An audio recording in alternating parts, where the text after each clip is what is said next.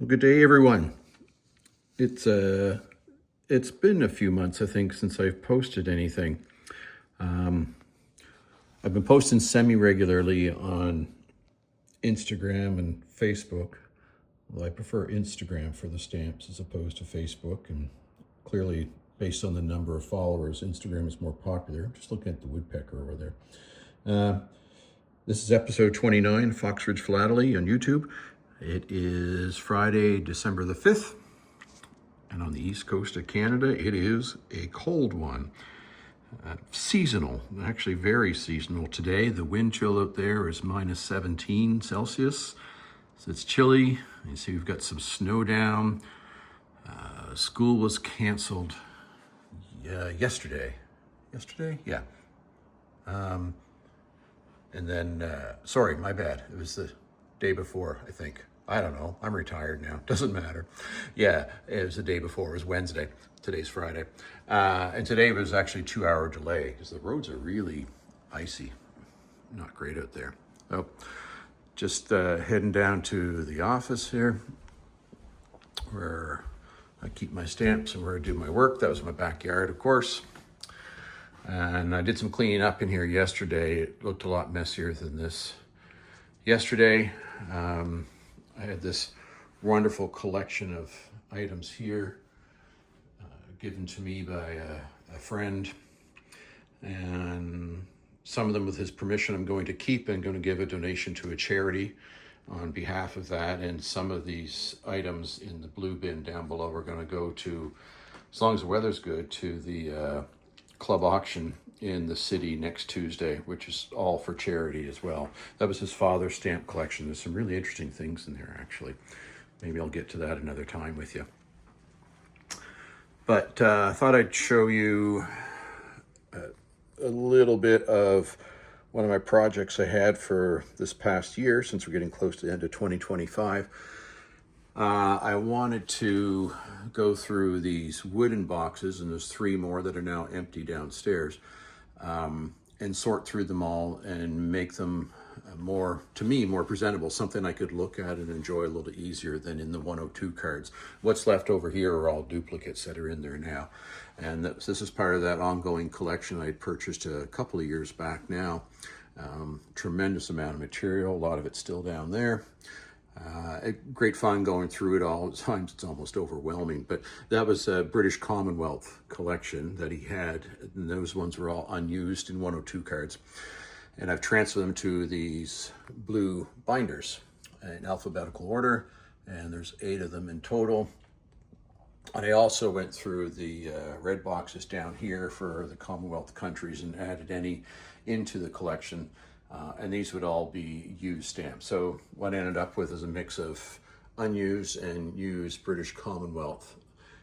And I think there might be 1 or 2 countries that actually, when I look back at it now, that got missed. So he may not have had 1 or 2 countries any unused stamps. I believe Ceylon was one of them I discovered the other day. I said, oh, isn't that interesting? So I've missed that one. But the vast majority of British Commonwealth I've laid out here in the Vario sheet. So this is the first binder. So you can see that's not up on the shelf there, but I've got it pulled down here from Aden to Barbados. Just to give you a sense, like I said, of one of the kind of the long-term, month-long projects that I had been working on and picking away at. I took a break for quite a while just because it got to be a little much. And I needed to just kind of refresh myself a little bit from it. So a little blurb here on the country, and I didn't do these for all of them. It's something else I kind of gave up on after a while. And what I've done with this, as you can see here, I put them in order in the Vario sheets, and I gave them their Scott catalog number, date of issue, and their catalog value. And we all know what catalog value means. Yeah, it looks kind of nice. You say, oh, that set of these 8 stamps were $73 US. Well, yeah, good luck trying to get $73 US out of it. But it gives you a sense of value, what is, perhaps worth a little bit more than other things. And I've said many times before, that's not why I collect, and that's not why any collector I've ever spoken to collects. It's never really been about the value. So yeah, we've got Aden here. Some really nice stuff. And it's interesting too when I went through these, because these are not countries that, a lot of these I should say, aren't countries I would typically collect, but I just made it a kind of a stated goal of mine to put them in the vario sheets. The organization of it is really quite relaxing. I don't even try to pronounce those words, but you see Eastern Aden Protectorate. And then into Aitutaki, South Pacific. Cook Islands, you see there, it's part of what you might know as, more familiarly as the Cook Islands. And a number of these too, as you can probably tell from here, you can see that's canceled to order, CTO, were made for the philatelic market. So some might use that term wallpaper for some countries that would produce a lot of stamps for not necessarily postal purposes, but more for the collectibles market. It's still part of the country, right? And I've read a couple of books on Captain Cook and find his history and story really quite fascinating. So I've sort of begun a topical, but haven't done a whole lot with it yet, on Captain Cook. Same as Pitcairn Islands and Mutiny on the Bounty. I find that story really quite interesting as well. As you can see here, Cook Islands, it's celebrating the independence of the United States. So, well, but it gives them an excuse to produce some stamps, right? So I won't flip through all of these, but it gives, again, like I said, it kind of gives you a sense of what I did and how I put it together. And I think now too that winter is kind of upon us, or starting to show its true colors here in Eastern Canada. I could see myself spending more time with the stamps. So for instance, today being such a cold day, Lucy and I went for a walk up back and the trails and so on, but we didn't go too long or too far. Might head back out here in a little bit with her to get some more fresh air. But you know, winter tends to be a time when you hunker down a little bit. Anguilla, Caribbean stamps. Yeah, so winter tends to be time when you hunker down a little bit. I actually just brought up a jigsaw puzzle from downstairs. Most of the ones I've down there I actually have already done, but I did come across one that I hadn't, so I've got that just still sitting in the box in the casual room on the table. So I may crack that open today or in the next day or two as well.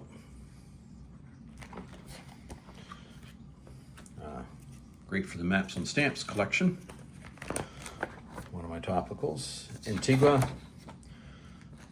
Again, a little history blurb, just taken directly from Wikipedia, I think. And some of the older publications of Antigua, older issues. 1903, yep. Of course, this is part of an omnibus set here. Really quite attractive. Probably like a lot of you, I like the older engraved stamps. That's quite nice there, really. 1969. See, not much value. The whole set's worth $2. 8 stamps.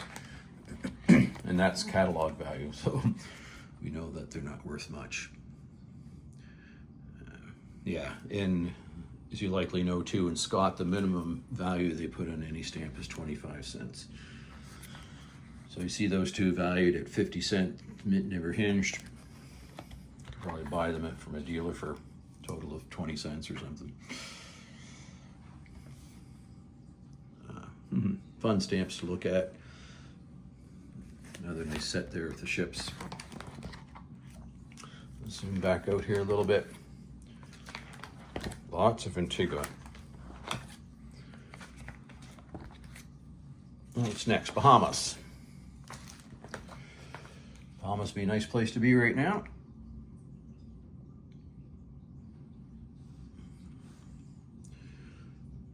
$14.92 Landfall Columbus overprints.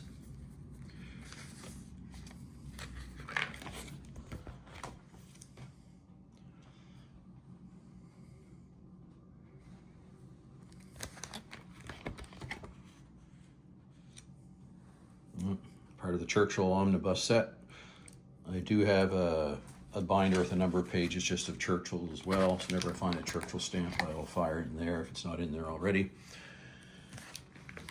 I have an ongoing casual topical collection.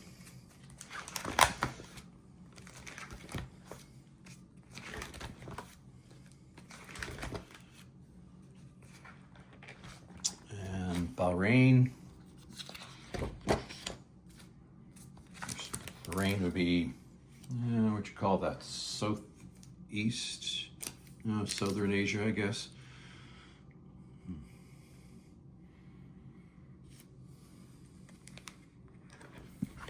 Wildings, overprinted. Yeah, more South Asia than Southeast. What am I thinking?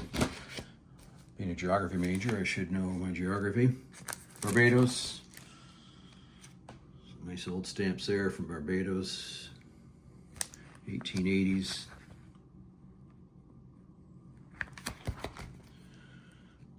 You can see there's this page is blank because I came across some more stamps. You see these are all used here. Oh, nice cancellations there. So I added these after I'd already completed some of these, so they're just extras that I didn't have previously in these various sheets. So I added a sheet and just stuck it on the front if they were older issues.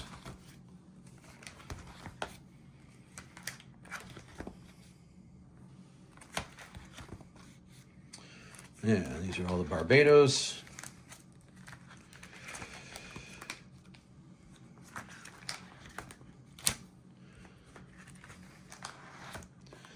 And there you have it. So just a very quick rundown of that first binder of the Commonwealth stamps. And then next would be Barbuda to Brunei, right through to Swaziland and Zanzibar. And then from another philatelic friend, I ended up picking up these white binders, back in the spring or last winter, can't remember, in the spring. He had been collecting worldwide up to 1950, and he had a number of them really well organized in here, and he created his own pages. So I bought a number of those items from him. Those are all European and South America, ones that are of interest to me. So they're kind of fun to look at, and I've been adding a little bit to Hungary and Bulgaria a little bit in there too. You can see I did a trip in the summer, August and September, to Scandinavia, and I was really enjoying the history and learning about Norway and Denmark and Sweden, so it started a Norway collection there. And I have quite a bit of Denmark stamps, and I can't remember, I don't think they're in an album. I'm thinking a stock book kicking around here somewhere. And there's a nice Switzerland collection down in here too, part of that large purchase I did with them, as well as Sweden. I meant Sweden, not Switzerland, my bad. But they're both down there. So great. So I got lots of stuff to do and many projects on the go, and that's okay, because I'll never run out of something to do. I hope you're enjoying your stamps, and maybe it's a cold day where you are too. And I'll keep picking away at things here, and hopefully I'll get back to posting a video a little more frequently than I have been doing. You folks have a great day. Stay warm.